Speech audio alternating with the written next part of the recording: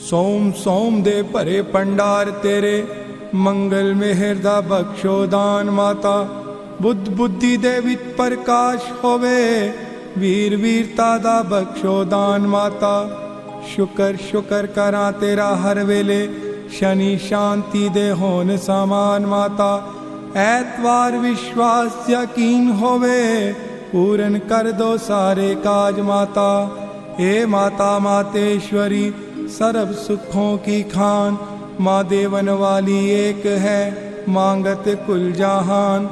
आज भी तेरा आसरा कल भी तेरी याद, घड़ी घड़ी माँ आसरा ज्येष्ठ 12 मास। मेरी दाती के दरबार में सभी खड़े हथ जोड़, माँ देवन वाली एक है मांगत लाख करोड़।